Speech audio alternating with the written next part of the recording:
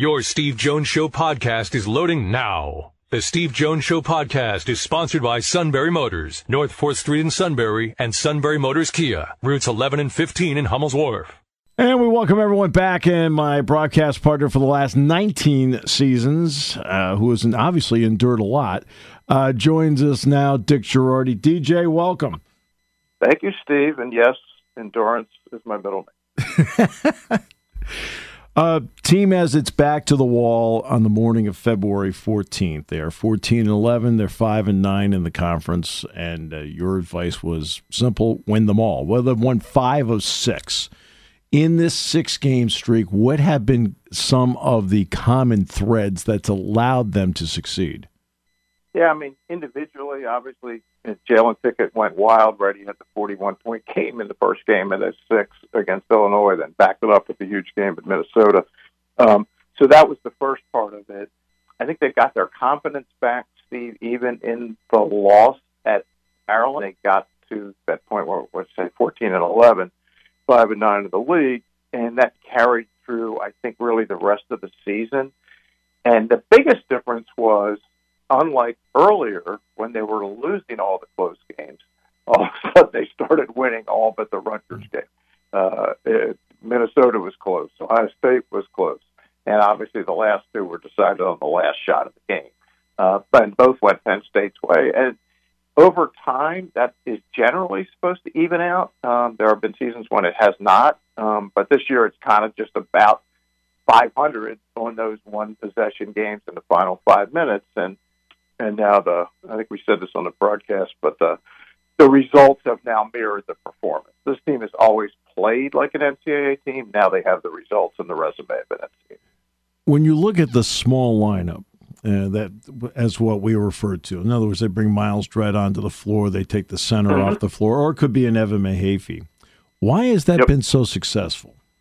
I think it's really, really hard to guard. Most importantly, I think teams freak out guarding it, and I think it affects their offenses, Steve, because they often take their big men off the floor, and obviously that's Penn State's Achilles heel. Is they're not a big team, and defending the post and layups has been the hardest thing for this group to do.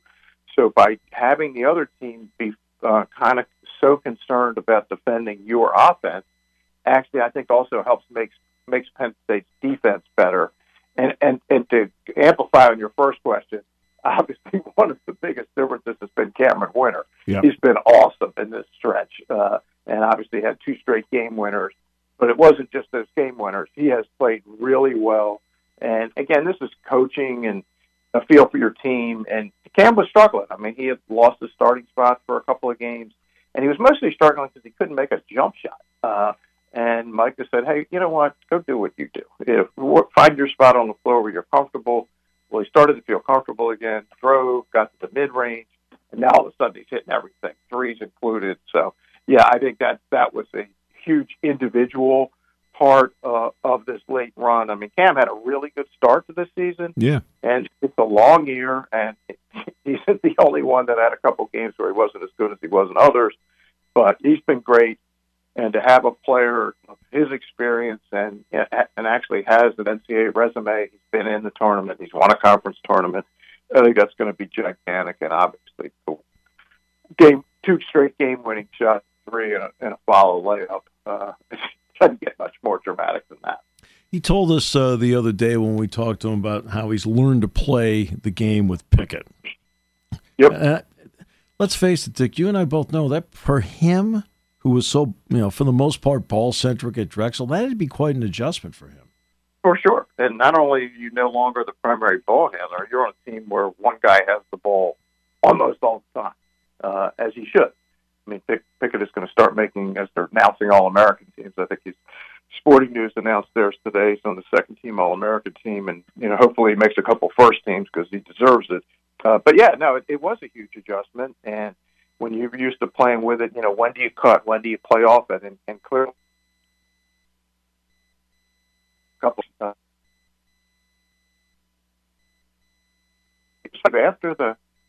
can't remember if it was with us or when I was listening to the post game on the way home, but somebody think it was the post game. Somebody was asking Mike about that last play, and he said, obviously we're going to give the ball to Pickett, let him make a decision, and if they're guarding him one-on-one, like Ohio State did at the end, he's just going to go score. Yeah.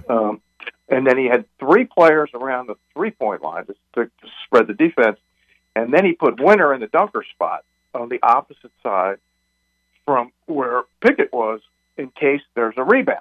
Well, there was a rebound, and he was there, and he got it. That's great coaching, because I don't know that I've ever maybe other people have done that, but that was pretty cool. I mean, the odds on that ball coming there were slim when it was shot, sure, because of where it was shot from. But you know what? You can't get it if you're not there. And of course, then the ball got tipped there. And it was Seth said in the post game that he tipped it over to Winter. I mean, I saw a lot of Maryland players there. Frankly, I couldn't tell who tipped what. But the good news is for Penn State, the ball bounced correctly for them. Well, yeah, Seth says he's the one that tipped it over to him. Look, he knew he missed it because he was charging to the bucket. Absolutely. When you and I have been around Seth Lundy and Miles Dredd more than any other player on this team, because they are the 4th and 5th year players respectively on this team. They put themselves in this spot. I thought we heard the genuine emotion from Miles in the postgame. We talked to him about what being in this spot means to him. Yeah, Steve. Look, 3 years ago it was such a good team. I mean, there can't be many better teams in the history of Penn State basketball than that team. And by the way, I don't know if people saw Lamar Stevens in overtime last night against Boston going wild, but made a couple of big hoops. But, yeah, the fact that they didn't get an opportunity was, look, a lot of teams didn't. Obviously, nobody got an opportunity to play, but, Duke plays in it every year. Penn State doesn't get that chance. And for Lamar and Mike Watkins, and I should have mentioned him Sunday, but obviously John Harris, such an integral part of the program, didn't get to play in a tournament they deserved to play in. It's just so cool for Miles and Seth, who are the last remaining players from that team, that they're going to get a shot, and I do think they're going to get a shot to play. And they can represent all the guys that didn't get a chance to play. And, of course, all the guys like Jalen Pickett, who he's going to get his first shot at, Andrew Funk, and guys who've had great storied careers who just need a bow on top, and they're going to get it. And I've been telling people this for weeks. I said, if Penn State gives in, they are going to be one of the most dangerous Big Ten teams because of how they play. And nobody plays like that. I mean, literally nobody in the country plays like that. Right. And exactly. Because the Big Ten, the problem they'll have in the tournament, at least my opinion is, so much of the game is played in a phone booth. And, there's a big, wide 94 by 50 world out there. And that to me is a big difference, and Penn State plays that way. Yeah, Penn State uses it, and in a league where hardly anybody runs, obviously Iowa runs, they're trying to outscore you, and it's why they're so much fun to watch. Penn State will run with anybody. They just don't get that much opportunity in the Big Ten because nobody wants to run. Everybody wants to go slow. So I think if they're in a tournament setting with another team that's looking at them going, I don't know, not all that athletic, and they're kind of small, and they want to run up and down the court, they could knock out 15 threes and blast that team right on out of there. But, that's fun, and that's speculation, and, that's for next week. But, you're right. What's in front of them is an opportunity to just enhance the resume, right? Just what have we been saying? Just win. Just win as many games as you can win. They're able to win Thursday. They'd be up to 20 wins, which isn't the magic number that it used to be, but it's still a real good number to have. Yeah. And the draw is fascinating because if the seeds hold at the bottom of the bracket, and Penn State, if they win, they would then play Northwestern, and then they would play Indiana. They're 4-0 against it. Right. So, what does it mean? Who knows? It's weird. Right. But, I mean, they pounded Illinois twice. They pounded Indiana, and obviously beat Northwestern on the last-second shot. But to me, the one matchup that's the most difficult for them is Purdue, just because of the strength and Edey. Although I think they could actually play with them in the right circumstance. Last time was not the right circumstance when a player who's hit, 9 threes the rest of the season, make 9 threes right. in the game. Exactly. Like, I mean, what was that all about? But yeah, I think they're competitive with everybody, but it's not like they're anybody stands above anybody else in the league, and I think the standings really reflect that. And even now, like Minnesota played Wisconsin down to the wire the other night. Yep. There's no game you would feel terribly confident saying, "Well, I know that's going to happen." Right. I don't remember the league ever being this close. You know, I thought 3 years ago was one of the best leagues since I've been doing this. I thought there were 3 or 4 teams that could have made the Final Four that year. I don't know if that's the case this year, but I do know Chicago's going to be fun because like every game could be like the last week was, right? With one crazy finish after another. Penn State has had success with Illinois during the course of this season. Why?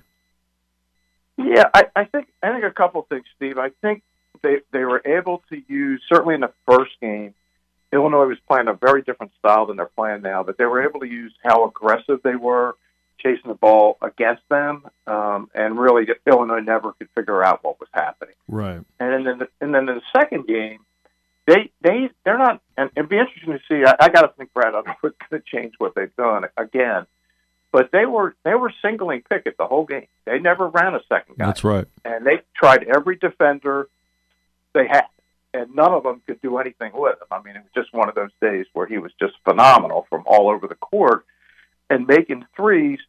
So I think they don't have a great matchup for Pickett, and hardly anybody does when you try to single cover him. And I think that as athletic as they are, when you watch them, they take some wild shots. Yeah. And sometimes wild shots lead to runouts. And I mean, they're dangerous because they're so athletic. And you know, a guy like Shannon could hit 8 threes. Yeah. But he could also go over it. Right. You hope it's the day that they're going over. But yeah, they're probably of the teams in the Big Ten, I would say they're the least predictable as to what might happen. Exactly. I agree. They have a lot of young, talented players and a lot of older, talented players, but none of these players have ever really played with each other until this year. And there's games like against Texas when they made the great comeback, they look great. And there's other games that look like they never played together. Right. So I'm sure Coach Underwood is having that same feeling when he watches his team play. But I mean, they're dangerous, but they're no more dangerous than Maryland would be, or Michigan, or anybody else. I mean, you were going to have to play one of these teams, and I think the fact that they've beaten them pretty handily twice, I think it puts it a little. I wonder, Illinois, maybe they're questioning the situation, right? Well, wait a second, we got hammered by this team. Maybe they tried too hard. But again, I don't dislike the matchup, but you got to go do it, man. Yeah, and right. Good news is Penn State's playing their best ball of the year at the time when you want to be playing your best ball. Plus, Epps has been out the last 2 games. He got a concussion. Yeah. I guess I think it was in practice. He got an elbow to the jaw. Yeah. So there's some question whether he'll play. And he had played well down the stretch. And that means Shannon's been the point guard. And when he's the point guard, that means he's the smallest guy out there at 6'6". Yeah. Now, they are huge. And the other thing that's interesting is their defensive numbers, unlike, say, Rutgers or Northwestern, they're more based on block shots than steals. That's right. Well, it's hard to block shots against a team that's launching 33s. Right. So that's one of the reasons their defense has maybe not been as effective against Penn State as it's been against a lot of the rest of the league, which is more oriented toward getting the ball to the rim with Edey and Jackson Davis and Dickinson and all the really good centers in the league. So Penn State's that's kind of an antidote for a shot blocking team when you're strictly a perimeter oriented team, which Penn State is. And when they go to the rim, it's mostly just Pickett. And Illinois is clearly, especially after the first game when they got 3-balled to death, they're clearly scared of singling Pickett because they know, like in the last 2 games, right? Everybody was double teaming him. So what did he have? I think he had 18 assists and 2 turnovers in the last game, last 2 games. So you can double team all you want, but he's going to find somebody open. And on that team, when they're open, it's usually from 3, and when they're making them, it adds up in a hurry. March Madness is basketball. But it doesn't mean it can't translate to other venues. I was driving in the car, and for some reason I was drawn to Horse Racing Network. Down the stretch. Dave Johnson, Bill Spencer. The great Dave Johnson. Yep. Even better guy. Indeed. Yep. The legend, down the stretch they come. The legend himself. And I heard this familiar voice talking about a Parks version of March Madness. Right. So today, Steve, at the track, my home track where I go, like 20 minutes from where I live, in beautiful Bensalem, PA, in Bucks County, is hosting what they are calling Parks Madness, where they're having 11 races. 3 of them are stakes races. The other 8 are named after the Big Five schools, Drexel, Delaware Valley University, and Penn State. And each of the races just has like a name. It's in honor of Penn State. And a number of the former coaches and players from Penn State are going, and other than the other schools are going to be at the track today. They're just going to have a good time. Ben Luber, I believe, is going to make an appearance as a Penn Stater. Of course, Ben played in the early 2000s. He was recruited by Jerry Dunn, played 4 years for Coach Chellis from Council Rock High School, now the head coach at the George School in Newtown, PA, which won their first ever Friends League championship this year. So Ben will be there. Mike Breeswick, who you called a number of Mike's games when he was playing for Coach Chaney at Temple. Mike will be there with some of his teammates. Rashid Bey from St. Joe's. The great Speedy Morris from LaSalle. Harry Peretta, the Hall of Fame women's coach at Villanova, big racetrack guy. People will be out there. Everybody will have a good time, and we'll get ready for Parks Madness. We'll get us ready for March Madness. Yeah. I would be remiss if I didn't ask if there's any horse we should keep an eye on in these early races, not just at Parks, but across the country, as we start thinking about the first Saturday in May. Yeah, I mean, the 2-year-old champ, Forte, made his 2023 debut Saturday, Steve, and could not have been any more impressive. Right. Won the Fast Youth at Gulfstream Park for Scott Fletcher, who, of course, is one of the legends in the game. And if the Derby was run today, he would be the favorite. But I'm going to give you a horse who's only run twice. He's going to run next, probably in the Santa Anita Derby, named Arabian Night. He's probably the most talented of the bunch. Now, he's caught up in the whole Baffert lunacy. Baffert can run horses anywhere right now except at Churchill Downs' own tracks. And, of course, the problem is Churchill Downs owns Churchill Downs, which happens to be where the Kentucky Derby is held. Yeah. So through this year's Kentucky Derby, Baffert cannot run horses there. So Arabian Night's training it's been sent to another trainer named Tim Yaktine, who had a lot of the Baffert horses last year. The difference between this year and last year with the Baffert horses, Baffert is not banned from the track. Last year he had a 90-day suspension at this time, a general suspension for what happened in the 2021 Derby with Medina Spirit. Yeah. That's long over. So Baffert will be there. Technically, he's not supposed to be overseeing the training of Arabian Night, but he can watch the horse on the track every day. He can see what's going on, and I suspect Mr. Yaktine might be having a few conversations. But anyway, that's a real talent.